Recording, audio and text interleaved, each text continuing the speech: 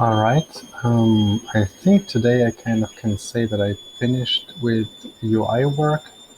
I went through everything and I think we're on a good path. I communicated it already with Nina and Fiona.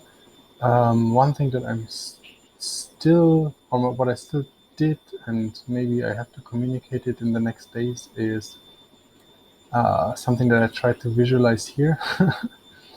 I'm not great, but basically what it also doesn't look like it, but basically what I'm trying to do is to standardize our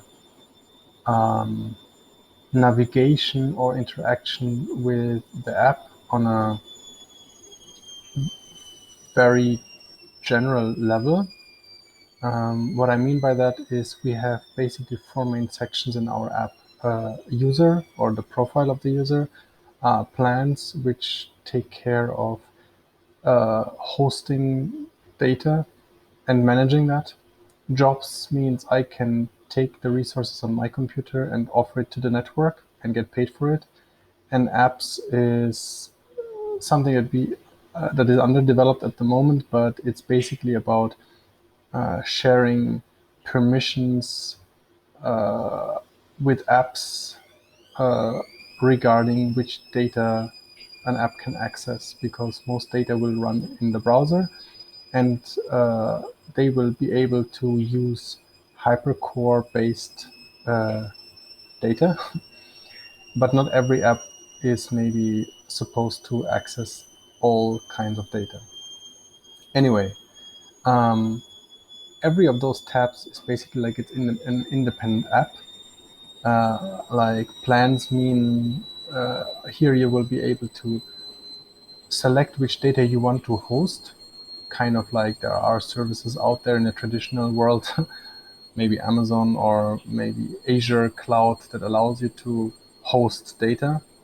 But here on Jobs, we have an app that basically manages your resources, and you can earn by giving them to the network. That's kind of a different thing, but we have that both in our app. Now, every of those apps will have certain actions that you can execute. You can, for example, create a new plan. And I would like to see that we have all these actions in some sort of action bar. Like maybe this one would be the search action, this one would be the create new plan action. And those correspond to functions in an API. And of course, based on the complexity of an action, there is an entire form or a kind of a wizard that will help you fill out the params. And once you submit the action or the form, it will create a new transaction or some kind of message that will be sent to the network, or maybe just appended to a hypercore. And it corresponds usually to a function that is getting executed with some data. So here you can expand the log of transactions, or you can collapse it. And in this case, because we're on the plan page, you can maybe see a list of all your plans. So those plans, in the beginning, you don't have any. Then you get some more plans.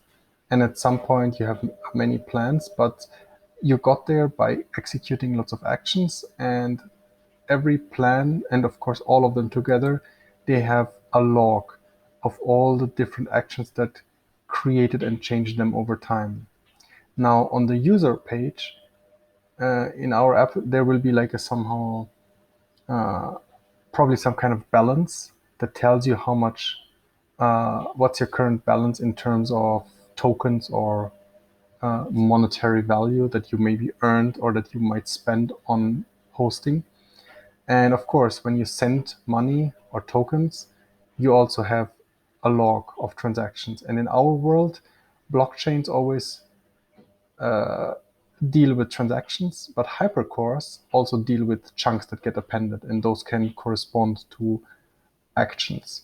Even hyperdrive has that concept. Basically, every creation, deletion, or changing of files and folders on your hyperdrive, which is a hypercore-based file system data structure, is basically a log or a series of actions.